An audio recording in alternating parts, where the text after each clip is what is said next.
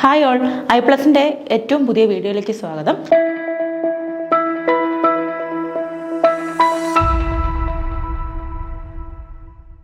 അപ്പോൾ ഇന്നത്തെ ക്ലാസ്സിൽ നമ്മൾ ഡിസ്കസ് ചെയ്യാൻ പോകുന്നത് ഇന്ത്യൻ കോൺട്രാക്റ്റ് ആക്ട് ആണ്. അപ്പോൾ നിങ്ങൾക്ക് അറിയാവുന്നതാണ്, ഇന്ത്യൻ കോൺട്രാക്റ്റ് ആക്ട് ശരിക്കും പറഞ്ഞു കഴിഞ്ഞാൽ ജനറൽ പ്രിൻസിപ്പിൾസും ഉണ്ട്, അതുപോലെ തന്നെ ജനറൽ കോൺട്രാക്ട്സും ഉണ്ട്, അതുപോലെ തന്നെ സ്പെഷ്യൽ കോൺട്രാക്ട്സും ഉണ്ട്. അപ്പോൾ ജനറൽ കോൺട്രാക്ട്സ് എന്ന് പറയുമ്പോൾ നമുക്കറിയാം എന്താണ് കോൺട്രാക്റ്റ്, അതെങ്ങനെയാണ് എഗ്രിമെൻ്റ് ആകുന്നത്, പിന്നെ കോൺട്രാക്റ്റിൻ്റെ എഗ്രിമെൻ്റ് എങ്ങനെയാണ്, പിന്നെ അതിൻ്റെ ലോഫുൾ കൺസിഡറേഷൻ എങ്ങനെയാണ്, പിന്നെ അതുപോലെ എങ്ങനെയാണ് ഒരു കോൺട്രാക്റ്റ് ഫോം ചെയ്യാനുള്ള ലീഗൽ ഫോർമാലിറ്റീസ് എന്തൊക്കെയാണ്, അങ്ങനെ കുറേ അധികം കാര്യങ്ങൾ ജനറൽ കോൺട്രാക്ട്സിൽ ഡിസ്കസ് ചെയ്യുന്നുണ്ട്. സ്പെഷ്യൽ കോൺട്രാക്ട്സ് എന്ന് പറയുമ്പോഴത്തേക്കും അതൊരു പർട്ടിക്കുലർ ഫീൽഡാണ്. അതായത് ബെയിൽമെൻറ്റ്, പ്ലഡ്ജ്, അതുപോലെ തന്നെ ഇൻഡെംനിറ്റി, അങ്ങനെ കുറച്ച് സ്പെഷ്യലായിട്ടുള്ള ഫീച്ചേഴ്സ്, കോൺട്രാക്റ്റിൻ്റെ തന്നെ സ്പെഷ്യലായിട്ടുള്ള ഫീച്ചേഴ്സ്. ഇങ്ങനെയാണ് കോൺട്രാക്റ്റ് ആക്ടിൻ്റെ ഒരു ഡിവിഷൻ പോകുന്നത്. സെക്ഷൻ 75 വരെയാണ് നമുക്ക് എന്ത് പറയുന്നത്, ജനറൽ കോൺട്രാക്റ്റ് എന്ന് പറയുന്നത്. ജനറൽ കോൺട്രാക്റ്റിൽ നമ്മൾ ബേസിക് ഐഡിയാസ് ആണ് പോകുന്നത്. അതായത് എന്താണ് കോൺട്രാക്റ്റ്, എങ്ങനെയാണ് അതിൻ്റെ ഒരു ഫോർമേഷൻ, എങ്ങനെയാണ് കോൺട്രാക്റ്റിലേക്ക് എത്താൻ വേണ്ടി ഉള്ള സ്റ്റെപ്സ് എടുക്കുന്നത് എങ്ങനെയാണ്, പിന്നെ വിഷ്യേറ്റിംഗ് എലമെൻറ്റ്സ് എന്ന് പറയുമ്പോൾ എന്തൊക്കെ കാരണങ്ങൾ കൊണ്ടാണ് കോൺട്രാക്റ്റ് അല്ലാണ്ടായി പോകാനുള്ള കാരണം. അപ്പോൾ നമ്മൾ പഠിച്ചിട്ടുണ്ടാവും. അത് നമുക്കറിയാം, ഫ്രീ കൺസെൻറ്റ് ഇല്ലാതെ വരിക, അതോടൊപ്പം തന്നെ കൺസിഡറേഷൻ ഇല്ലാതെ വരിക, ലോഫുൾ ഒബ്ജക്റ്റ് ഇല്ലാതെ വരിക, അങ്ങനെ കുറേയധികം റീസൺസ് സെക്ഷൻ 10 പ്രകാരം വിഷ്യേറ്റിംഗ് എലമെൻറ്റ്സ് എന്തൊക്കെയാണെന്ന് പറയുന്നുണ്ട്. പിന്നെ അതുപോലെ തന്നെ അൺഡ്യൂ ഇൻഫ്ലുവൻസ്, ഫ്രോഡ്, അങ്ങനെ കുറേയധികം റീസൺസ് അത് വരുമ്പോഴത്തേക്കും അതെന്ത് ചെയ്യുന്നു, കോൺട്രാക്റ്റ് ഫോം ചെയ്യാതിരിക്കാനുള്ള കുറേയധികം റീസൺസ് ആകാൻ ഉള്ള സാധ്യതകളുണ്ട്. അപ്പോൾ ഇതെല്ലാം കൂടെ ഒരു സെക്ഷൻ 75 വരെ ഈ കാര്യങ്ങളെക്കുറിച്ച് ഡിസ്കസ് ചെയ്തിട്ട് അത് എങ്ങനെയാണ് ഒരു ഫൈനൽ ഫോർമേഷനിലേക്ക് എത്തി. ഇനി ബ്രീച്ച് ഓഫ് കോൺട്രാക്റ്റ് വന്നു കഴിഞ്ഞാൽ നമ്മൾ എന്താണ് ചെയ്യുന്നത്, അതായത് കോൺട്രാക്റ്റ് ഫോം ചെയ്തതിന് ശേഷം അതിലൊരു ബ്രീച്ച് വന്നു. ബ്രീച്ച് എന്ന് വെച്ചാൽ എന്താണ്, ഒരു ഇൻഫ്രിഞ്ച്മെൻ്റ് ആണ്. അതായത് ഒരു വയലേഷൻ വന്നു കഴിഞ്ഞാൽ ഏത് സ്റ്റെപ്സാണ് നമ്മൾ എടുക്കുക, എന്താണ് അതിൻ്റെ ഉള്ള മാർഗ്ഗങ്ങൾ എന്തൊക്കെയാണ്, ബ്രീച്ച് ഓഫ് കോൺട്രാക്റ്റിനുള്ള പ്രതിവിധികൾ എന്തൊക്കെയാണ്, അതൊക്കെയാണ് ബാക്കിയുള്ള സെക്ഷനിലേക്ക് നമ്മൾ അതായത് ഒരു കോൺട്രാക്റ്റ് ഫോം ചെയ്തതിന് ശേഷം എന്തെങ്കിലും തരത്തിലുള്ള ബ്രീച്ച് വരുമ്പോൾ അതെങ്ങനെയാണ് ഓവർകം ചെയ്യുക, ഒരു കോമ്പറ്റൻറ്റ് കോർട്ട് ഓഫ് ലോയിൽ എങ്ങനെ അത് നമുക്ക് നേടിയെടുക്കാൻ കഴിയും, ഇങ്ങനെയൊക്കെയുള്ള കാര്യങ്ങളാണ് ഇന്ത്യൻ കോൺട്രാക്റ്റ് ആക്ടിൻ്റെ ജനറൽ പ്രിൻസിപ്പിൾസിൽ നമ്മൾ ഡിസ്കസ് ചെയ്യുന്നത്. അപ്പോൾ നിങ്ങൾക്കറിയാവുന്ന കാര്യങ്ങൾ തന്നെയാണ്. കുറച്ചും കൂടെ അത് ലീഗൽ അസിസ്റ്റൻറ്റ് എന്ന് പറയുന്ന എക്സാമിലേക്ക് ഫോക്കസ് ചെയ്യുമ്പോൾ നമുക്ക് കുറച്ച് നന്നായിട്ടത് പഠിക്കേണ്ടതായിട്ടുണ്ട്. കാരണം സിലബസ് കാണുമ്പോൾ തന്നെ അറിയാം, നമുക്ക് ഒരു ജസ്റ്റ് ഒരു ഐഡിയ ഉണ്ടായിക്കഴിഞ്ഞാൽ ആൻസർ ചെയ്യാൻ പറ്റുന്ന സിലബസ് അല്ല. ഇൻഡെപ്ത് സ്റ്റഡി അതിന് ആവശ്യമാണ്. വേറെ ആക്റ്റും കൂടെ വെച്ചിട്ട് നോക്കിയാൽ മാത്രമേ നമുക്ക് കൂടുതൽ കാര്യങ്ങളിലേക്ക് അതിൻ്റെ ഡെപ്തിലേക്ക് പോകാൻ പറ്റത്തുള്ളൂ. അപ്പോൾ സെക്ഷൻസ് ഓർത്തിരിക്കുക. അതുപോലെ തന്നെ കോൺട്രാക്റ്റ് ആക്ട് എൻഫോഴ്സ് ചെയ്തത് കാരണം നമ്മൾ മറ്റുള്ള കോമ്പറ്റേറ്റീവ് എക്സാമിനേക്കാളും കുറച്ചും കൂടെ ഇമ്പോർട്ടൻസ് കൊടുത്ത് പഠിക്കേണ്ടതായിട്ടുണ്ട്. ഇയർ, അത് ഫോർമേഷൻ എന്നാണ്, സെക്ഷൻ എന്താണ്, അതിൻ്റെ ഏത് സെക്ഷനിലാണ് കാര്യം ഡീൽ ചെയ്യുന്നത്, ഇതുപോലെയുള്ള ഡീറ്റെയിൽസ്, കുഞ്ഞു കാര്യങ്ങൾ ചോദിച്ചെന്ന് വരാം. നമുക്ക് അത് PSC നടത്തുന്ന എക്സാമാണ്. അപ്പോൾ അത്രയും പ്രാധാന്യം കൊടുത്ത് പഠിച്ചാൽ മാത്രമേ നമുക്കതിൻ്റെ കൂടുതൽ എന്താണെന്നുള്ളത്, കോൺട്രാക്റ്റ് ആക്ട് എന്താണെന്നുള്ളത് ഒരു സാധാ ഒരു റീഡിങ്ങിൽ പോയിട്ട് കാര്യമില്ല. അപ്പോൾ കുറച്ചും കൂടെ നന്നായിട്ട് അറ്റൻഷനിലിരിക്കുക, ശ്രദ്ധിച്ചിരിക്കുക. പറയുന്ന കാര്യങ്ങൾ നിങ്ങൾ ആ സമയത്ത് നോട്ട്സ് കുറിച്ചെടുക്കാതിരിക്കുക. കാരണം നിങ്ങൾക്ക് കേൾക്കാവുന്നതാണല്ലോ, വീണ്ടും നിങ്ങൾക്ക് കേൾക്കാവുന്നതാണ്. അപ്പോൾ പറയുന്ന സമയത്ത് മാക്സിമം കെയർഫുള്ളായിട്ടിരിക്കുക കേട്ടോ. അപ്പോൾ നമുക്ക് എന്താണെന്നുള്ളത് അതിൻ്റെ ആഴത്തിലേക്ക് പഠിക്കാം. അപ്പോൾ കോൺട്രാക്റ്റ് എന്ന് പറയുമ്പോൾ നമുക്കറിയാം കോൺട്രാക്റ്റ് എന്താണ്. ഒരു കോൺട്രാക്റ്റ് ഫോം ചെയ്യണമെങ്കിൽ എത്ര പേഴ്സൺ വേണം, അത് ആദ്യത്തെ ഒരു ഐഡിയ ആണത്. കാരണം ഒരു കോൺട്രാക്റ്റ് ഫോർമേഷനിലേക്ക് നമ്മൾ വരുമ്പോൾ അതിൽ എത്ര നമ്പർ ആളുകളാണ് വേണ്ടുന്നത്, നമ്മളിങ്ങനെയാണ് പഠിക്കേണ്ടത്. അല്ലാതെ നമ്മൾ പുസ്തകം വായിച്ച്, ടെക്സ്റ്റ് വായിച്ച് അതുപോലെ കാണാതെ പഠിക്കുക, അതിൻ്റെ ആവശ്യമില്ല. മനസ്സിലാക്കി പഠിക്കുക എന്നുള്ളതാണ്. നമുക്ക് ഇന്ത്യൻ കോൺട്രാക്റ്റ് ആക്റ്റാണ് പഠിക്കുന്നത്. അപ്പോൾ ആ ഒരു വേർഡിൽ തന്നെ ഇത് വ്യക്തമാണ്. കോൺട്രാക്റ്റ് എന്ന് പറയുമ്പോൾ ഒരു കരാറാണല്ലേ. അതിൻ്റെ മലയാളം മീനിങ് എന്താ, കോൺട്രാക്റ്റിൻ്റെ കരാറെന്നാണ്. അപ്പോൾ ഈ കരാർ ഉണ്ടാക്കണമെങ്കിൽ എന്തൊക്കെ കാരണങ്ങളാണ് അവിടെ വേണ്ടുന്നത്, എന്തൊക്കെ കാര്യങ്ങളുണ്ടെങ്കിൽ ഒരു കരാറാകാം, നമ്പർ ഓഫ് പേഴ്സൺസ് എത്ര വേണം, ഇതുപോലെയുള്ള ക്വസ്റ്റ്യൻസ് ഇതിനകത്ത് ആവശ്യമുണ്ട്. എത്ര നമ്പർ ഓഫ് പേഴ്സൺ ആണ് ഒരു കോൺട്രാക്റ്റ് ഫോം ചെയ്യാൻ വേണ്ടുന്നത്. അപ്പോൾ ഇതൊക്കെ പഠിക്കുന്നതിന് മുന്നായിട്ട് ഇന്ത്യൻ കോൺട്രാക്റ്റ് ആക്ട് എൻഫോഴ്സ് ചെയ്ത ഒരു ഇയർ നമുക്ക് നോക്കേണ്ടതായിട്ടുണ്ട്. 1872 ആണ്. September 1 1872 Indian contract act form ചെയ്യുന്നത്. അപ്പോൾ അത് കൃത്യമായിട്ട് നമ്മൾ ഓർത്തിരിക്കേണ്ടതായിട്ടുണ്ട്. 1872 September 1. Okay, September 1 1872 contract act enforce ചെയ്ത് കെയിം ഇൻ ടു ഫോഴ്സ് എന്ന് പറയുന്നത് എന്നാണ് സെപ്റ്റംബർ 1 1872. അപ്പോൾ അത് നമുക്ക് മനസ്സിലായി കഴിഞ്ഞു. ഇനി ഒരു കോൺട്രാക്റ്റ് നമ്മൾ കരാറിലേക്ക് വരികയാണ്. അപ്പോൾ കരാറെന്ന് പറയുമ്പോൾ അവിടെ ഒരാൾ മതിയോ? ഒറ്റൊരു വ്യക്തിക്ക് ഒരു കരാറിൽ ഒരു വ്യക്തി മാത്രമായിട്ടാണോ ഒരു കരാറിൽ ഉൾപ്പെടുന്നത്? ഒരിക്കലും അല്ല. അപ്പോൾ 1 or more പേഴ്സൺസ് വേണം അല്ലേ? അത് അല്ലെങ്കിൽ 2 അതിലധികമോ ആൾക്കാർ, അല്ലെങ്കിൽ സെവറൽ പേഴ്സൺസ്. അപ്പോൾ ഒന്നിലധികം ആളുകൾ ഉണ്ടെങ്കിൽ മാത്രമേ ഒരു കരാറിൽ, ഇപ്പം ഞാനൊരു കരാറിൽ ഏർപ്പെടുമ്പോൾ എനിക്ക് ആ കരാറിൽ ഏർപ്പെടാൻ വേണ്ടി ഓപ്പോസിറ്റ് സൈഡിലൊരു വ്യക്തി ഉണ്ടാവണം അല്ലേ? വേറൊരു വ്യക്തിയുമായിട്ടാണ് കോൺട്രാക്റ്റിൽ ഏർപ്പെടുന്നത്. അപ്പോൾ അങ്ങനെ ഏർപ്പെടുന്ന കരാറിൽ കുറച്ച് കുറച്ച് മാനേഴ്സ് കീപ്പ് ചെയ്യേണ്ടതായിട്ടുണ്ട്. കുറച്ച് കാര്യങ്ങൾ നമ്മളുടെ മൈൻഡിൽ വെക്കേണ്ടതായിട്ടുണ്ട്, അല്ലെങ്കിൽ ലീഗലി നമ്മൾ ബൗണ്ടഡ് ആയിട്ടുണ്ട് കുറച്ച് കാര്യങ്ങൾ. അപ്പോൾ ഒരു കോൺട്രാക്റ്റിൽ എപ്പോഴും ഒരു എഗ്രിമെൻ്റ് വേണോ? അതിൻ്റെ ആവശ്യകതയുണ്ടോ? തീർച്ചയായിട്ടും ഉണ്ട്. അവിടെ ഒരു എഗ്രിമെൻറ്റിൻ്റെ ആവശ്യകതയുണ്ട്. കാരണം എഗ്രിമെൻ്റ് എന്ന് പറയുമ്പോൾ നമുക്കറിയാം അത് അല്ലെങ്കിൽ ഒരു കാര്യത്തെക്കുറിച്ചിട്ട് ഒരു പ്രോമിസ് കൊടുക്കുകയാണ് അല്ലേ? ആ പ്രോമിസ് കൊടുത്തിട്ട് അവരെന്ത് ചെയ്യുന്നു?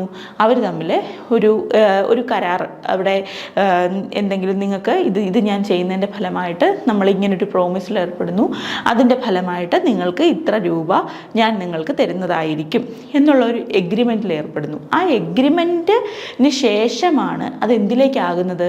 ഒരു കോൺട്രാക്റ്റിലേക്ക് എത്തുന്നത്. അപ്പോൾ ഒരു എഗ്രിമെൻ്റ് ഉണ്ടാവണം അല്ലേ? ഒരു കോൺട്രാക്റ്റ് ഫോം ചെയ്യണമെങ്കിൽ അവിടെ പ്രൈമറി ആയിട്ട് എന്തുണ്ടാവേണ്ടതായിട്ടുണ്ട്?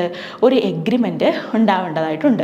അപ്പോൾ ഇന്ത്യൻ കോൺട്രാക്റ്റ് ആക്ടിൽ ശരിക്കും പറഞ്ഞാൽ ഡെഫിനിഷൻ സെക്ഷൻ 2 ആണ് ഇൻ്റർപ്രിട്ടേഷൻ ക്ലോസ് എന്ന് പറയുന്നത്. ഇൻ്റർപ്രിട്ടേഷൻ ക്ലോസിൻ്റെ പ്രത്യേകത എന്താ? ഇൻ്റർപ്രിട്ടേഷൻ ക്ലോസ് എന്ന് പറയുമ്പോൾ വ്യാഖ്യാനമാണ്, സെക്ഷൻ്റെ വ്യാഖ്യാനമാണ്. സെക്ഷൻ 2 ആണ്. അത് സെക്ഷൻ 2 തൊട്ട് സെക്ഷൻ പോവുകയാണ്, ജെ വരെയാണ്. സെക്ഷൻ 2 ക്ലോസ് ജെ വരെ അതിൻ്റെ എന്ത് പറയുന്നുണ്ട്?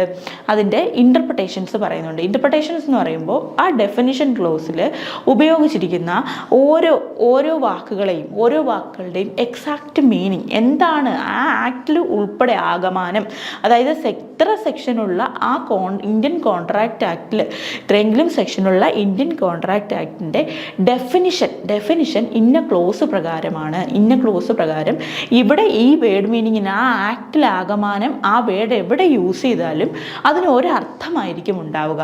മനസ്സിലായോ? ഇപ്പോൾ കോൺട്രാക്റ്റ് എന്നുള്ള വാക്ക് ഡിഫൈൻ ചെയ്യുന്നത് സെക്ഷൻ 2 ക്ലോസ് എച്ചിലാണ്. എന്താണെന്നറിയോ കോൺട്രാക്റ്റിൻ്റെ meaning? Contract is an agreement enforceable by law. According to Section 2 Clause H of the Indian Contract Act defines in contract is an agreement enforceable by law. അപ്പോൾ contract എന്ന് പറയുന്നത് എന്താണ്? It is an agreement enforceable by law ആണ്. ഒരു agreement ആണ്. അത് എന്തിലൂടെ enforce ചെയ്യുന്നു? Enforceable by law. അപ്പോൾ ഇതിൻ്റെ അർത്ഥം എന്ന് പറയുന്നത് ഈ കോൺട്രാക്റ്റ് സെക്ഷൻ 2 ക്ലോസ് എച്ച് പ്രകാരം കോൺട്രാക്റ്റ് എന്ന് ഡിഫൈൻ ചെയ്യുന്ന ആ ഒരു സെക്ഷനിൽ കോൺട്രാക്റ്റ് എന്ന് ഡിഫൈൻ ചെയ്യപ്പെട്ടിട്ടുണ്ട്. ഇന്ത്യൻ കോൺട്രാക്റ്റ് ആക്ടിൽ എവിടെ കോൺട്രാക്റ്റ് എന്ന് കണ്ടാലും അർത്ഥം എന്താണ്? സെക്ഷൻ 2 ക്ലോസ് എച്ച് പ്രകാരം contract is an agreement enforceable by law. Okay, അത് മനസ്സിലായോ? അപ്പോൾ ആക്ടിൻ്റെ ആകമാനം ആ ഫുൾ എക്സ്റ്റൻസ് ആണ് പറയുന്നത്. അതായത് ആ ഇന്ത്യൻ കോൺട്രാക്റ്റ് ആക്ട് ആകമാനം സെക്ഷൻ 2 ക്ലോസ് എച്ചിലെ കോൺട്രാക്റ്റ് എന്ന വാക്കിൻ്റെ അർത്ഥം എന്ന് പറയുന്നത് ഈ contract is an agreement enforceable by law. എവിടെ കോൺട്രാക്റ്റ് എന്ന് ഇന്ത്യൻ കോൺട്രാക്റ്റ് ആക്ട് 1872 ഡീല് ചെയ്തിരുന്നാലും അതിൻ്റെ അർത്ഥം എന്ന് പറയുന്നത് കോൺട്രാക്റ്റ് എന്നാൽ ഒരു എഗ്രിമെൻ്റ് ലോ പ്രകാരം എൻഫോഴ്സ് ചെയ്യുമ്പോഴാണ് കോൺട്രാക്റ്റ് ആകുന്നത്. അപ്പോൾ നമുക്ക് മനസ്സിലായി, ഒരു എഗ്രിമെൻറ്റ് വേണം, ഒരു പ്രയർ എഗ്രിമെൻ്റ് അവിടെ ഉണ്ടായിരിക്കണം. ആ എഗ്രിമെൻറ്റ് എൻഫോഴ്സിബിൾ ബൈ ലോ ആണ്. എൻഫോഴ്സിബിൾ ബൈ ലോ എന്ന് വെച്ചാൽ എന്താണ്? ഒരു കോമ്പിറ്റൻറ്റ് കോർട്ട് ഓഫ് ലോ പ്രകാരം മുമ്പാകെ എൻഫോഴ്സ് ചെയ്യാൻ പറ്റുന്ന എഗ്രിമെൻ്റ് ആണ് എന്തെന്ന് പറയുന്നത്? കോൺട്രാക്റ്റ് എന്ന് പറയുന്നത്. അതിൽ നിന്ന് നമുക്ക് കുറേ കാര്യങ്ങൾ മനസ്സിലാവും. നമുക്ക് ഈ ഒറ്റ ഡെഫിനിഷനിൽ നിന്ന് നിങ്ങളത് പഠിച്ചിട്ടുള്ളതാണ്. എന്നിരുന്നാലും അത് നമ്മളൊരു അതിൻ്റെ ഒരു ബേസിക്സ് മനസ്സിലാക്കാൻ വേണ്ടിയിട്ട് പറയുകയാണ്. അപ്പോൾ നിങ്ങൾക്ക് ഇതിൽ നിന്ന് തന്നെ മനസ്സിലാക്കാൻ പറ്റുന്ന കാര്യം എന്താ? ഒരു എഗ്രിമെൻ്റ് ഉണ്ടായിരിക്കണം. ആ എഗ്രിമെൻ്റ് എൻഫോഴ്സിബിൾ ബൈ ലോ ആയിരിക്കണം. എൻഫോഴ്സിബിൾ ബൈ ലോ ആകണമെങ്കിൽ എന്തൊക്കെ ആകണം? ഒരു കാരണവശാലും അത് പബ്ലിക് പോളിസിക്ക് അഗെയിൻസ്റ്റ് ആകാൻ പാടില്ല. അതുപോലെ തന്നെ ഒരു ലോഫുൾ കൺസിഡറേഷൻ ഉണ്ടായിരിക്കണം. അവിടെ ഒരു ലോഫുൾ കൺസിഡറേഷൻ ഉണ്ടായിരിക്കണം. അതേമാതിരി തന്നെ ഒരു ലോഫുൾ ഒബ്ജക്റ്റ് ഉണ്ടായിരിക്കണം, അല്ലേ? ഒരു ലോഫുൾ ഒബ്ജക്റ്റ് ഉണ്ടായിരിക്കണം. ഫ്രീ കൺസെൻറ്റ് ഉണ്ടായിരിക്കണം. ഫ്രീ കൺസെൻറ്റ് എന്ന് വെച്ചാൽ എന്താണ്?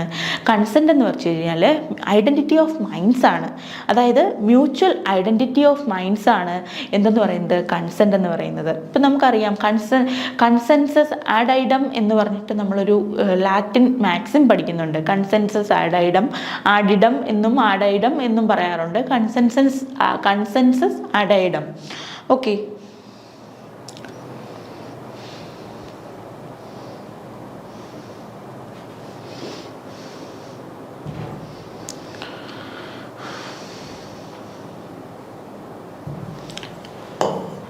കൺസെൻസസ് ആൻഡ് ഐഡം എന്താണ് അതിൻ്റെ അർത്ഥം? ഐഡൻറ്റിറ്റി ഓഫ് മൈൻഡ്സ് എന്നാണ്, അല്ലേ?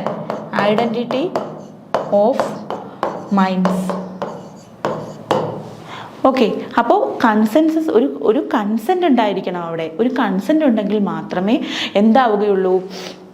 It becomes a contract. അപ്പോൾ ഇതുപോലെ കുറേ അധികം ലോഫുൾ ആയിട്ടുള്ള ലോഫുൾ ഒബ്ജക്റ്റ് എന്ന് പറയുമ്പോൾ എന്താണ്? ലോഫുൾ ഒബ്ജക്റ്റ് എന്ന് പറയുമ്പോൾ ഒരു കാരണവശാലും അത് ഇല്ലീഗലായിട്ടുള്ള ഒരു കാര്യത്തിന് വേണ്ടി ആകാൻ പാടില്ല. അതുപോലെ തന്നെ ലോഫുൾ കൺസിഡറേഷൻ ഉണ്ടായിരിക്കണം. കൺസിഡറേഷൻ എന്ന് പറയുമ്പോൾ എന്താണ്? കൺസിഡറേഷൻ സെക്ഷൻ 2(d) ആണ് ഡിഫൈൻ ചെയ്യുന്നത്. നമ്മളതൊക്കെ പഠിക്കുന്നുണ്ട്, എന്താണെന്നുള്ളത് പഠിക്കുന്നുണ്ട്. അവിടെ ഒരു കൺസെൻറ്റ് ഉണ്ടായിരിക്കണം. ഞാനിത് ബേസിക്സ് ഇതിലേക്ക് കാര്യങ്ങൾ പറഞ്ഞു കഴിഞ്ഞാൽ നമ്മൾ ടോപ്പിക്കിനുള്ളിലേക്ക് പോകുമ്പോഴത്തേക്കും നിങ്ങൾക്ക് കുറച്ചും കൂടെ എളുപ്പമാവും. നിങ്ങൾക്ക് അറിയാവുന്ന കാര്യങ്ങൾ കുറച്ചും കൂടെ അത് ഹൃദ്യസ്ഥമാകാൻ വേണ്ടിയിട്ടാണ് നമ്മൾ അതിൻ്റെ ഒരു ബേസിക്സ് കവർ ചെയ്ത് പോകുന്നത്. ഓക്കെ, കാരണം ക്വസ്റ്റ്യൻസ് ഏത് പാർട്ടിൽ നിന്ന് വേണമെങ്കിലും റാൻഡമായിട്ട് ചോദിക്കാൻ സാധ്യതയുള്ള ഒരുപാട് ഏരിയാസ് ഇന്ത്യൻ കോൺട്രാക്റ്റ് ആക്റ്റിൽ തന്നെ ഉണ്ട്. അത് ഏത് ഭാഗത്തു നിന്ന് വേണമെങ്കിലും ക്വസ്റ്റ്യൻസ് ചോദിക്കാം. നമുക്ക് ഉറപ്പ് പറയാൻ പറ്റില്ല ഇന്നയിടത്തു നിന്ന് ചോദിക്കും എന്ന് നമുക്ക് ഉറപ്പ് പറയാൻ പറ്റില്ല. കാരണം അതിൻ്റെ ഒരു ഏറ്റവും വലിയ പ്രത്യേകത എന്ന് പറയുന്നത് വളരെ ഇമ്പോർട്ടൻ്റ് ആണ്. പ്രൊവിഷൻസ് എല്ലാം വളരെയധികം ഇമ്പോർട്ടൻ്റ് ആണ്. ജനറൽ കോൺട്രാക്റ്റും ഇമ്പോർട്ടൻ്റ് ആണ്, അതുപോലെ തന്നെ സ്പെഷ്യൽ കോൺട്രാക്റ്റും ഇമ്പോർട്ടൻ്റ് ആണ്. ഏത് തരം competitive exam, law based competitive എക്സാമിനും കോൺട്രാക്റ്റ് ആക്ട് എന്ന് പറയുന്നത് വെരി ഇമ്പോർട്ടൻ്റ് പോർഷൻ ആണെന്നുള്ളത് നിങ്ങൾക്കറിയാം. കാരണം കുറച്ച് ആദ്യമായി പഠിക്കുന്ന അല്ലെങ്കിൽ ആദ്യമായി മനസ്സിലാക്കുന്ന അല്ലെങ്കിൽ പഠിച്ചിട്ടുള്ള ആളുകൾക്ക് കുറച്ച് ടഫെന്ന് തോന്നുന്ന ഒരു ഏരിയ ആണ് കോൺട്രാക്റ്റ് ആക്ട്. അപ്പം നമ്മളത് കണക്ട് ചെയ്ത് പഠിക്കണം. ഇല്ലെന്നുണ്ടെങ്കിൽ നമുക്കത് മനസ്സിലാവുകയില്ല. എത്ര ഇന്ന് വായിച്ചിരുന്നാലും നമുക്കത് വീണ്ടും വീണ്ടും ഡൗട്ട്സ് ഉണ്ടാവുകയും ചെയ്യും. അപ്പോൾ ശ്രദ്ധിച്ചിരിക്കുക. വളരെ ഈസി ആയിട്ട് നമുക്കത് ലേൺ ചെയ്യാം. നമുക്ക് ഒരുമിച്ച് ലേൺ ചെയ്യാനുള്ളൊരു സാഹചര്യമാണ്. അപ്പോൾ നിങ്ങൾ ശ്രദ്ധിച്ചിരുന്നു കഴിഞ്ഞാൽ നമുക്ക് ഈസി ആയിട്ടത് മനസ്സിലാക്കി എടുക്കാൻ കഴിയും. ഓക്കെ, അപ്പോൾ കൺസെൻസസ് അഡൈഡം എന്ന് പറയുമ്പോൾ അത് ഐഡൻറ്റിറ്റി ഓഫ് മൈൻഡ്സ് ആണ്. അതുപോലെ തന്നെ അതിൻ്റെ ഒരു പ്രത്യേകത എന്ന് വെച്ച് കഴിഞ്ഞാൽ ലോഫുൾ കൺസിഡറേഷൻ സെക്ഷൻ 2(d) ആണ് പറയുന്നത്. ഡെഫിനിഷൻ കൃത്യമായിട്ട് പറയുന്നുണ്ട്. കൺസിഡറേഷൻ എന്ന് പറയുമ്പോൾ ഒരു കാര്യം ചെയ്യാമെന്നോ അല്ലെങ്കിൽ എന്താണ് ഒരു മറ്റൊരു വ്യക്തിയുമായിട്ട് കമ്മ്യൂണിക്കേറ്റ് ചെയ്യുകയാണ്.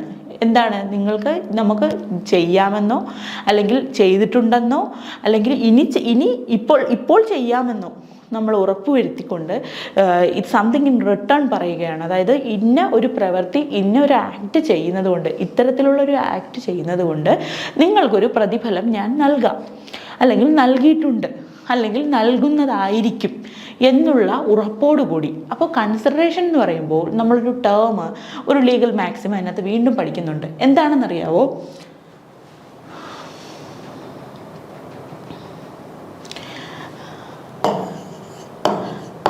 ക്വിഡ് പ്രോ കോ. ക്വിഡ് പ്രോ കോ എന്താണ് അതിൻ്റെ അർത്ഥം?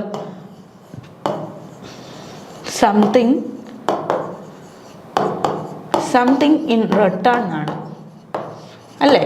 ക്വിഡ് പ്രോ കോ എന്ന് പറയുമ്പോൾ സംതിങ് ഇൻ റിട്ടേൺ എന്നാണ്. അതായത് ഒരു ആക്ടിവിറ്റി ചെയ്യുന്നത് കൊണ്ട് അവർക്കൊരു പ്രതിഫലം കൊടുക്കുക.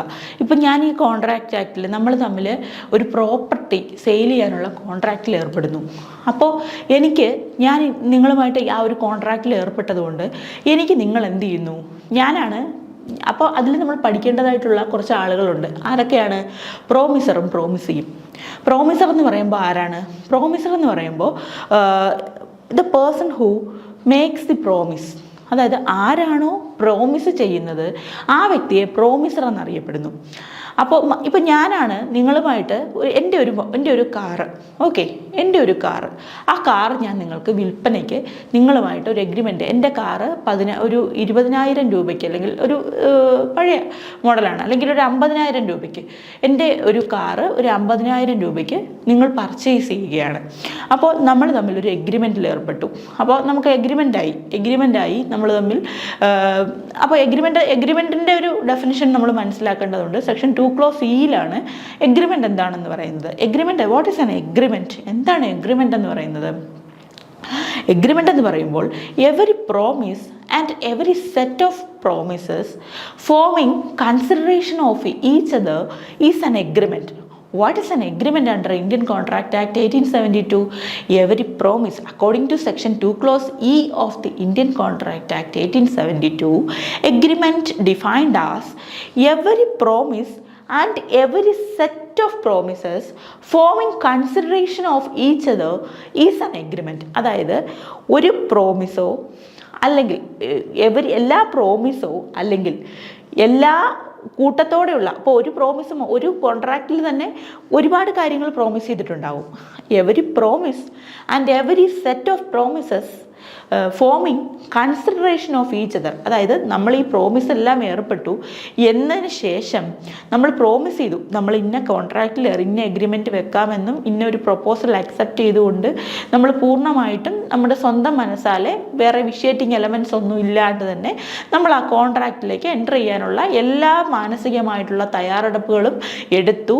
നമ്മളൊരു ലീഗൽ ആക്ഷൻ അതിന്മേൽ ക്രിയേറ്റ് ചെയ്തതിന് ശേഷം അവിടെ ഒരു പ്രോമിസ് ഫോം ചെയ്തു. ആ പ്രോമിസ് ഫോം ചെയ്തിട്ട് നമ്മളത് പറയുകയാണ്. ഇങ്ങനെയാണ് പറയുന്നത്: every promise and every set of promises forming consideration of each other is an agreement. അതായത് എൻ്റെ കാറ് ഞാൻ നിങ്ങൾക്ക് തരികയാണ്, അപ്പോൾ അവിടെ ഒരു പ്രോമിസായി, നിങ്ങളത് അക്സെപ്റ്റ് ചെയ്തു.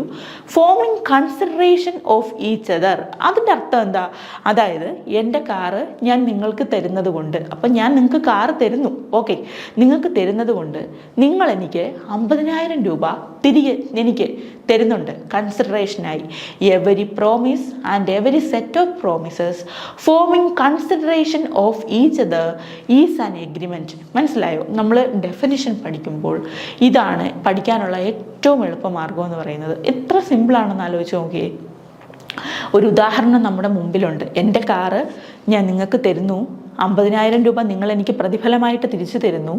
So every promise and every set of promises forming consideration of each other is an agreement. Section 2 Clause E agreement എന്താണെന്നുള്ളത് ഇനി നിങ്ങൾ മറക്കൂല, ഓക്കെ, അത് ക്ലിയർ ആണ് നമുക്ക്. അപ്പോൾ അവിടെ ഒരു പ്രോമിസ് ഉണ്ട്, അല്ലെങ്കിൽ എവരി സെറ്റ് ഓഫ് പ്രോമിസസ് ഉണ്ട്, forming consideration of each other is an agreement. അപ്പോൾ അവിടെ ഒരു എഗ്രിമെൻറ്റ് ഫോർമേഷനായി അല്ലേ? അപ്പോൾ ഈ എഗ്രിമെൻറ്റ് ഫോർമേഷൻ ആകുമ്പോൾ ഞാനും ഉണ്ട്, നിങ്ങളൊരു വ്യക്തിയുമുണ്ട്. അപ്പം നമ്മൾ രണ്ടുപേരെയും 2 ടെക്നിക്കൽ ടേംസിൽ അറിയപ്പെടും അണ്ടർ ഇന്ത്യൻ കോൺട്രാക്റ്റ് ആക്ട് പ്രകാരം. എന്താണെന്നറിയാമോ? ഞാനാണ് ആ പ്രോമിസ് മേക്ക് ചെയ്യുന്നത്. പ്രപ്പോസൽ, എൻ്റെ ഒരു പ്രപ്പോസലാണ്, ഞാനാണ് പ്രപ്പോസൽ വെക്കുന്നത്. എൻ്റെ കാറ് നിങ്ങൾക്ക് ഞാൻ 50,000 രൂപയ്ക്ക് നൽകാം. So the person who makes the promise is called promisor. ഞാൻ ആ പ്രോമിസ് മേക്ക് ചെയ്യുന്നു. എന്നെ എന്ത് പേരിൽ അറിയപ്പെടുന്നു? പ്രോമിസർ എന്ന പേരിൽ അറിയപ്പെടുന്നു. The person who accepting the promise, the person who accept the promise is called promisee. Okay. അത് അക്സെപ്റ്റ് ചെയ്യുന്ന പേഴ്സണിനെ എന്ത് പേരിൽ അറിയപ്പെടുന്നു? പ്രോമിസി എന്ന പേരിൽ അറിയപ്പെടുന്നു. അപ്പോൾ 2 പേരുകൾ ഇതിനകത്തുണ്ട്. Promisor and promisee. Okay. Promisor എന്ന് വെച്ച് കഴിഞ്ഞാൽ who makes the promise. Who makes the promise. Promisee എന്ന് പറയുമ്പോൾ who accept the proposal, who makes the proposal, who accept the proposal, who accept ചെയ്യുന്ന പ്രൊപ്പോസൽ അക്സെപ്റ്റ് ചെയ്യുന്ന ആളെ എന്ത് വിളിക്കുന്നു? പ്രോമിസി എന്ന് വിളിക്കുന്നു. അപ്പോൾ ഇത് നിങ്ങൾക്ക് ഞാൻ എഴുതാനുള്ള ഒരു കാരണമുണ്ട്. ഇത് മനസ്സിൽ നല്ല രീതിയിൽ പതിപ്പിക്കണം. പ്രോമിസർ എന്നുള്ളത് ഇന്ത്യൻ ലോ പ്രകാരമാണ് പ്രോമിസർ എന്ന് വിളിക്കുന്നത്. ഇംഗ്ലീഷ് ലോയിൽ ഇതിനെ ഓഫറർ എന്ന് വിളിക്കുന്നു. ഓഫറർ എന്നാണ് ഇംഗ്ലീഷ് ലോയിൽ, അണ്ടർ ഇംഗ്ലീഷ് ലോയിൽ വിളിക്കുന്നത്. ഇത് ഓഫറർ എന്നും പ്രോമിസിയെ ഓഫറി എന്നുമാണ് വിളിക്കുന്നത്. ഇതിൻ്റെ പ്രത്യേകത എന്ന് വെച്ച് കഴിഞ്ഞാൽ ഇന്ത്യൻ കോൺട്രാക്റ്റ് ആക്ട് എന്ന് പറയുന്നത് ഒരു ശരിക്കും പറഞ്ഞാൽ ഇത് ഒരു ഇംഗ്ലീഷ് ലോയുടെ വേറൊരു നമുക്ക് അതിൻ്റെ ഒരു പതിപ്പാണെന്ന് തന്നെ പറയാം. നമ്മളിപ്പോൾ കോൺസ്റ്റിറ്റ്യൂഷൻ്റെ പല പാർട്ടുകൾ പലയിടത്തുനിന്ന് അഡോപ്റ്റ് ചെയ്യുന്നു എന്ന് പറയുന്ന പോലെ ഇന്ത്യൻ കോൺട്രാക്റ്റ് ആക്ട് എന്ന് പറയുന്നത് ഇത് മെർക്കൻറ്റൈൽ ലോയുടെ, അതായത് ബ്രിട്ടൻ അല്ലെങ്കിൽ UK അല്ലെങ്കിൽ US ബേസ്ഡ് ആയിട്ടുള്ള ഒരു ഇംഗ്ലീഷ് ബേസ്ഡ് ആയിട്ടുള്ള ഒരു ഇംഗ്ലീഷ് ലോയുടെ ഒരു ഒരു ഒരു പതിപ്പാണ്, ഒരു റെപ്ലിക്കേഷൻ പോലെയാണ് ഇന്ത്യൻ കോൺട്രാക്റ്റ് ആക്ട് എന്ന് പറയുന്നത്. അപ്പോൾ ഇതിന് കുറേയധികം ഫോറിൻ നേച്ചറുള്ള ഒരു ആക്റ്റാണ്. അപ്പോൾ അത് ഇംഗ്ലീഷ് ലോയിൽ ഇതിനെ പ്രൊപ്പോസർ അല്ലെങ്കിൽ പ്രോമിസ് ചെയ്യുന്ന ആളിനെ എന്താണ് അദ്ദേഹത്തെ വിളിച്ചിരുന്നത്? ഓഫറർ എന്നാണ്. അത് മറക്കരുത്. ഇത് ഇംഗ്ലീഷ് ലോയിലാണ് ഓഫറർ എന്നറിയപ്പെടുന്നത്. ചിലപ്പോൾ ഇങ്ങനൊരു ക്വസ്റ്റ്യൻ ആയിരിക്കും വരിക. ഓക്കെ, ഓഫറർ എന്നാണ് അറിയപ്പെടുക. അപ്പോൾ ഇന്ത്യൻ ലോ പ്രകാരം അദ്ദേഹത്തിനെ പ്രോമിസർ എന്നും ഇംഗ്ലീഷ് ലോയിൽ ഓഫറർ എന്നും, ഇനി പ്രോമിസി ആണെങ്കിൽ അതായത് അക്സെപ്റ്റ് ചെയ്യുന്ന ആളിനെ, പ്രൊപ്പോസൽ അക്സെപ്റ്റ് ചെയ്യുന്ന ആളിനെ ഇന്ത്യൻ ലോ പ്രകാരം പ്രോമിസി എന്ന് വിളിക്കുമെങ്കിൽ ഇംഗ്ലീഷ് ലോ പ്രകാരം ഓഫറി എന്നാണ് വിളിക്കുക. അപ്പോൾ ഓഫററും ഓഫറിയും പ്രോമിസറും പ്രോമിസിയും ഇത് രണ്ടും തമ്മിൽ തിരിഞ്ഞു പോകാൻ പാടില്ല. അത് നമ്മളുടെ ഒരു മനസ്സിൽ എപ്പോഴും ഉണ്ടാവണം. കാരണം ആക്ട് നമ്മൾ തുടങ്ങിയിട്ടേ ഉള്ളൂ. അത് മനസ്സിലാക്കുമ്പോൾ അതിനകത്ത് ഈ ഒരു 2 സാധനങ്ങൾ മറന്നു പോകാൻ പാടില്ല. ഓഫറർ ഒരു ഹൈഫനിട്ട് എഴുതി വെക്കുക.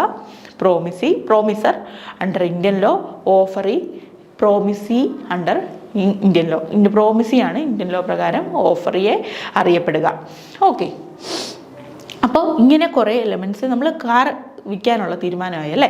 അത് തീരുമാനമായതിനു ശേഷം നമ്മൾ ആ കോൺട്രാക്റ്റിൽ ഏർപ്പെട്ടു. അവിടെ ഒരു എഗ്രിമെൻറ്റ് വന്നു. നമ്മൾക്ക് പ്രോമിസറിനെയും പ്രോമിസിയെയൊക്കെ ഇപ്പം നമുക്ക് മനസ്സിലായി. ആരാണ് പ്രോമിസർ? ഞാനാണ് പ്രോമിസർ. നിങ്ങളാണ് അക്സെപ്റ്റ് ചെയ്യുന്നത്. അദ്ദേഹം ആരാണ്? പ്രോമിസിയാണ്. അപ്പോൾ നമ്മൾ തമ്മിൽ അത് ഒരു നമ്മൾ സെറ്റായി. അതിനുശേഷം നമുക്ക് പിന്നെ നോക്കേണ്ടുന്ന കാര്യം നമ്മുടെ കൺസിഡറേഷൻ ഉണ്ടോ എന്നാണ്. കൺസിഡറേഷൻ ഉണ്ടല്ലോ, 50,000 രൂപ തിരികെ തരാം, നിങ്ങൾ എനിക്ക് അതിനുള്ള പ്രതിഫലം തരാമെന്ന് പറഞ്ഞു. അപ്പോൾ അതും എല്ലാം ഓക്കെയാണ്. പിന്നെ നമുക്ക് ഇതിലേക്ക് കടക്കുമ്പോൾ ചിന്തിക്കേണ്ടുന്ന ഒരു കാര്യം, നമ്മൾ ഇതിന് എൻഫോഴ്സിബിലിറ്റി ഉണ്ടോ? കാരണം എൻഫോഴ്സിബിലിറ്റി ഉണ്ടെങ്കിലേ നമുക്കിതൊരു ലീഗൽ ആക്ഷൻ എന്തെങ്കിലും നേരിടേണ്ടി വന്നു കഴിഞ്ഞാൽ കോമ്പറ്റൻറ്റ് കോർട്ടിൻ്റെ മുമ്പിൽ പോകാൻ പറ്റുള്ളൂ. അപ്പോൾ അവിടെ നമ്മുടെ കൺസെൻറ്റ് ഫ്രീ കൺസെൻ്റ് ആണോ? നമുക്ക് വേറെ ഏതെങ്കിലും തരത്തിലുള്ള ഫ്രോഡോ അല്ലെങ്കിൽ മിസ്റെപ്രസെൻറ്റേഷനോ അങ്ങനെയുള്ള ഒരു എലമെൻറ്റ്സ് ഒന്നും ഒരു കോൺട്രാക്റ്റിൽ എൻ്റർ ചെയ്യുമ്പോൾ ഉണ്ടാകാൻ പാടില്ല. അൺഡ്യൂ ഇൻഫ്ലുവൻസ് ഉണ്ടാകാൻ പാടില്ല, കൊയേഷൻ ഉണ്ടാകാൻ പാടില്ല. അങ്ങനെ ഒരു എലമെൻറ്റ്സ് ഒന്നും ഒരു ഇല്ലീഗൽ എലമെൻറ്റ്സ് ഒന്നും നമ്മുടെ നമ്മൾ തമ്മിലുള്ള കോൺട്രാക്റ്റിൽ ഉണ്ടാകാൻ പാടില്ല. അപ്പോൾ അതൊക്കെ നമ്മൾ ശ്രദ്ധിച്ച് ഉറപ്പുവരുത്തി. പിന്നെ മെജോറിറ്റി ഓഫ് പാർട്ടി, അതായത് കോമ്പിറ്റൻ്റ് ടു മേക്ക് കോൺട്രാക്റ്റ് എന്ന് പറയുന്നത് നമ്മളുടെ ഏജ് വൈസാണ് പറയുന്നത്. പിന്നെ അൺസൗണ്ട് മൈൻഡ് ആണോ എന്ന് നോക്കും. അൺസൗണ്ട് മൈൻഡ് എന്ന് വെച്ചാൽ എന്താണ്? അതായത് അൺസൗണ്ട് മൈൻഡ് എന്ന് വെച്ച് കഴിഞ്ഞാൽ മീനിങ് നമ്മൾ സൗണ്ട് മൈൻഡഡ് ആണോ, നമുക്ക് എന്തെങ്കിലും തരത്തിലുള്ള മാനസികമായിട്ടുള്ള പ്രശ്നങ്ങളുണ്ടോ, നമ്മളൊരു കോൺട്രാക്റ്റിൽ എൻ്റർ ചെയ്യുന്ന സമയത്ത് യാതൊരു കാരണവശാലും നമുക്ക് ഒരു തരത്തിലുള്ള ഈ മെൻ്റൽ കപ്പാസിറ്റിക്ക് പ്രശ്നം ഉണ്ടാകാൻ പാടില്ല, മെൻ്റലി ഇൻകോമ്പിറ്റൻ്റ് ആകാൻ പാടില്ല. അപ്പോൾ ഇതിലൊരു ക്വസ്റ്റ്യൻ ഉണ്ട്, നമ്മൾ ഇനി അതിലേക്ക് കടക്കുമ്പോൾ മനസ്സിലാവും. ഒരു ക്വസ്റ്റ്യൻ അതിനകത്ത് വരും. ഒരു വ്യക്തി നമ്മളിപ്പോൾ കോൺട്രാക്റ്റിലേക്ക് ഏർപ്പെടാൻ വേണ്ടി പോവുകയാണ്, ഏർപ്പെട്ട് കഴിഞ്ഞു. അപ്പോൾ ഈ കോൺട്രാക്റ്റിൽ ഏർപ്പെടുന്ന ആ വ്യക്തിക്ക് ആ കോൺട്രാക്റ്റിൽ എൻ്റർ ചെയ്യുന്ന സമയത്ത് അദ്ദേഹത്തിന് അദ്ദേഹത്തിന് കോൺട്രാക്റ്റിൽ എൻ്റർ ചെയ്യുന്ന സമയത്ത്, അത് കോൺട്രാക്റ്റിൽ എൻ്റർ ചെയ്യാമെന്ന് തീരുമാനിക്കുന്ന സമയത്ത് മാനസിക പ്രശ്നമില്ല. പക്ഷേ കോൺട്രാക്റ്റിൽ എൻ്റർ ചെയ്യുന്ന, കോൺട്രാക്റ്റിലേക്ക് നമ്മൾ ഫോർമേഷനിലേക്ക് വന്ന ആ ഒരു മൊമെൻറ്റിൽ അദ്ദേഹം മെൻ്റലി ഇൻകോമ്പിറ്റൻ്റ് ആയി. അതായത് അദ്ദേഹത്തിന് മാനസിക പ്രശ്നം ഉണ്ടായി. ആ കോൺട്രാക്റ്റ് എൻഫോഴ്സ് ചെയ്യാൻ പറ്റുമോ ഇല്ലയോ? ഇല്ല. പക്ഷേ അതിനൊരു റീസണിങ് ഉണ്ട്. എന്താണെന്നറിയാവോ? അദ്ദേഹത്തിൻ്റെ ആ മെൻ്റൽ ഇൻകപ്പാസിറ്റി ഓക്കെ ആകുന്ന മൊമെൻറ്റിൽ തീർച്ചയായിട്ടും കോൺട്രാക്റ്റിൽ എൻ്റർ ചെയ്യാൻ കഴിയും. അപ്പോൾ നമ്മളുടെ ഒരു ധാരണ എന്ന് പറയുന്നത് മെൻ്റൽ കപ്പാസിറ്റിയിൽ പ്രശ്നമുണ്ട്, അപ്പോൾ തീർച്ചയായിട്ടും അദ്ദേഹം ആ കോൺട്രാക്റ്റ് വോയിഡ് എന്ന് പറയുമ്പോൾ അത് എൻഫോഴ്സ് ചെയ്യാൻ കഴിയില്ല. കോമ്പിറ്റൻറ്റ് കോർട്ടിന് മുമ്പാകെ ഒന്നും എൻഫോഴ്സ് ചെയ്യാൻ പറ്റുന്നതല്ല. അത് വോയിഡ് അബിനീഷ്യോ എന്ന് വെച്ച് കഴിഞ്ഞാൽ ഫ്രം ദ ബിഗിനിങ് തന്നെ അത് ഫെയിലറായി എന്നാണ് നമ്മളുടെ ഒരു ധാരണ. പക്ഷേ അദ്ദേഹം ആ മെൻ്റൽ ഇൻകപ്പാസിറ്റി ഓക്കെ ആകുന്ന മൊമെൻറ്റിൽ, അതായത് മെൻ്റൽ പ്രോബ്ലം അദ്ദേഹത്തിനുണ്ട്, പക്ഷേ അത് ഓക്കെ ആകുന്ന മൊമെൻറ്റിൽ ആ കോൺട്രാക്റ്റ് ആ വ്യക്തിയെ വെച്ച് തന്നെ നമുക്ക് എൻഫോഴ്സ് ചെയ്യാൻ കഴിയും. മനസ്സിലായല്ലോ? ആ ഒരു വ്യക്തിയെ വെച്ച് തന്നെ നമുക്ക് എൻഫോഴ്സ് ചെയ്യാൻ കഴിയും. അപ്പോൾ ഇൻ്റർവെൽസിൽ ചില ആളുകൾക്ക് അങ്ങനെയുണ്ട്. ഇൻ്റർവെൽസിൽ മെൻ്റൽ ഇൻകപ്പാസിറ്റിക്ക് പ്രശ്നം വരാറുണ്ട്. അതായത് ചില സീസണിൽ അവർക്ക് മെൻ്റലി പ്രോബ്ലം ഉണ്ടാവും, ചില സീസണിൽ അവർ മെൻ്റലി കോമ്പിറ്റൻ്റ് ആയിരിക്കും. അപ്പോൾ എപ്പോഴാണോ when the person is mentally competent to make a contract, at that time the contract can be enforced. Mentally competent ആകുമ്പോൾ തീർച്ചയായിട്ടും ആ വ്യക്തിയെ കൊണ്ട് നമുക്ക് എന്ത് ചെയ്യാം? കോൺട്രാക്റ്റ് എൻഫോഴ്സ് ചെയ്യാം. അപ്പോൾ ഇതാണ് സൗണ്ട് മൈൻഡ് എന്ന് പറയുന്നത്. അപ്പോൾ സൗണ്ട് മൈൻഡ് ഉണ്ടായിരിക്കണം എന്നുള്ളത് മസ്റ്റായിട്ട് നോക്കേണ്ടുന്നതാണ്. പിന്നെ പബ്ലിക് പോളിസിക്ക് എന്തെങ്കിലും എതിരായിട്ടുള്ള കോൺട്രാക്റ്റ് ആണോ? ഇപ്പോൾ അതായത് നമ്മളുടെ പബ്ലിക് പോളിസി എന്ന് പറയുമ്പോൾ നമ്മുടെ രാജ്യത്തിന് കുറച്ച് മോറൽ കാര്യങ്ങളുണ്ടല്ലോ. ആ മൊറാലിറ്റിക്ക് എതിരായിട്ടാണോ? മൊറാലിറ്റിക്ക് നമ്മളുടെ രാജ്യത്തിന്, നമ്മളുടെ നിയമങ്ങൾക്ക് ഒരു മോറൽ വാല്യൂസ് കീപ്പ് ചെയ്യുന്ന ഒരു സിസ്റ്റമാണ് നമുക്ക് നിലവിലുള്ളത്, നമ്മുടെ ഇന്ത്യയിൽ നിലവിലുള്ളത്. അപ്പോൾ നമ്മളുടെ മോറൽ വാല്യൂസിനോ പബ്ലിക് പോളിസിക്കോ എതിരായിട്ട് എന്തെങ്കിലും ഒരു കോൺട്രാക്റ്റ്, അങ്ങനെ ഒരു കോൺട്രാക്റ്റ് എൻഫോഴ്സ് ചെയ്യും. ഇപ്പം നമുക്ക് ഉദാഹരണം പറഞ്ഞു കഴിഞ്ഞാൽ, ഇപ്പോൾ ഏറ്റവും ബെസ്റ്റ് എക്സാമ്പിൾ എന്ന് പറയുന്നത് ഡ്രഗ്സ്. ഈ ഡ്രഗ്സിൻ്റെ ഒരു വിപണനവുമായി ബന്ധപ്പെട്ട്, അല്ലെങ്കിൽ അതിൻ്റെ ഒരു പ്രൊഡക്ഷനുമായി ബന്ധപ്പെട്ട്, എന്ത് ഡ്രഗ്സാണ്, എന്തെങ്കിലും തരത്തിലുള്ള നമുക്ക് ഇല്ലീഗലായിട്ട് ഉള്ള അബ്യൂസ്ഡ് ആയിട്ടുള്ള ഡ്രഗ്സ് എന്തെങ്കിലും, അങ്ങനെയുള്ള കാര്യങ്ങൾ, കുട്ടികൾക്ക് മയക്കുമരുന്ന് പോലെയുള്ള എന്തെങ്കിലുമോ, അങ്ങനെയുള്ള എന്തെങ്കിലും ഒരു എലമെൻറ്റ്, അങ്ങനെയുള്ളൊരു മെഡിസിൻ, അങ്ങനൊരു മെഡിക്കൽ പ്രിപ്പറേഷൻ, അങ്ങനെ എന്തെങ്കിലും ഒന്ന്, അത് എന്താണ് കുട്ടികളുടെ ആരോഗ്യത്തിനും അല്ലെങ്കിൽ മുതിർന്ന അഡൾട്ട്സിൻ്റെ ആരോഗ്യത്തിനും എതിരായിട്ടുള്ള ഒരു മെഡിക്കൽ പ്രിപ്പറേഷൻ. അപ്പോൾ അതിന് വേണ്ടിയിട്ടൊരു എഗ്രിമെൻറ്റ് വെക്കുന്നു. അതെന്താണ്? അത് നമ്മുടെ മൊറാലിറ്റിക്കും പബ്ലിക് പോളിസിക്കും ഒക്കെ എതിരാണ്. അങ്ങനെ ഒരു എഗ്രിമെൻറ്റ് നമുക്ക് പറ്റുമോ? ഇല്ല. അങ്ങനെ അല്ലെങ്കിൽ കഞ്ചാവ് അല്ലെങ്കിൽ അങ്ങനെയുള്ള കാര്യങ്ങൾ, ഈ കാര്യങ്ങൾക്ക് വേണ്ടിയിട്ടൊരു എഗ്രിമെൻറ്റ് നമുക്ക് തയ്യാറാക്കാൻ പറ്റുമോ? അതാണ് പബ്ലിക് പോളിസിക്കെതിരായിട്ടോ മോറൽ വാല്യൂസിനെതിരായിട്ടോ ഒരു നിയമം ഉണ്ടാക്കാൻ അതിന് വേണ്ടി ഒരു കോൺട്രാക്റ്റ് നമ്മൾ എൻ്റർ ചെയ്യാൻ പാടില്ല എന്ന് പറയുന്നത്. മറിച്ച് നമ്മൾ നോക്കുകയാണെങ്കിൽ, അതിൻ്റെ ഒരു ഓപ്പോസിറ്റ് സൈഡ് നോക്കുകയാണെങ്കിൽ, ഒരുപാട് മെഡിക്കൽ പ്രിപ്പറേഷൻസിന് വേണ്ടി നമ്മൾ വേറെ ഫോറിൻ കമ്പനീസുമായിട്ട് കോൺട്രാക്റ്റിൽ ഇടപെടാറുണ്ട്. അപ്പോൾ അങ്ങനെയുള്ള കോൺട്രാക്റ്റ് ലീഗലി എൻഫോഴ്സിബിൾ ആണ്. അല്ലാതെയുള്ള ഒരു കോൺട്രാക്റ്റും പബ്ലിക് പോളിസിക്കും മോറൽ വാല്യൂസിനും എതിരായിട്ടുള്ളൊരു കോൺട്രാക്റ്റും ലീഗലി എൻഫോഴ്സിബിൾ അല്ലെന്ന് ഇന്ത്യൻ കോൺട്രാക്റ്റ് ആക്ട് 1872 കൃത്യമായിട്ട് പറയുന്നുണ്ട്. അപ്പോൾ ഇതാണ് കോൺട്രാക്റ്റ് ആക്ട്. ഒരു കോൺട്രാക്റ്റ് ഫോം ചെയ്യാൻ വേണ്ടിയിട്ട് ബേസിക്സ് ആയിട്ട് വേണ്ടുന്ന കാര്യങ്ങൾ എന്ന് പറയുന്നത്. ഈ കാര്യങ്ങൾ മനസ്സിൽ വെച്ചിട്ട് വേണം ബാക്കി നമുക്കതിൻ്റെ നെക്സ്റ്റ് ക്ലാസ്സിലേക്ക് പോകേണ്ടത്. അപ്പോൾ നെക്സ്റ്റ് ക്ലാസ്സിൽ നമുക്ക് പുതിയൊരു വീഡിയോ ആയിട്ട് നെക്സ്റ്റ് ക്ലാസ്സിൽ കാണാം.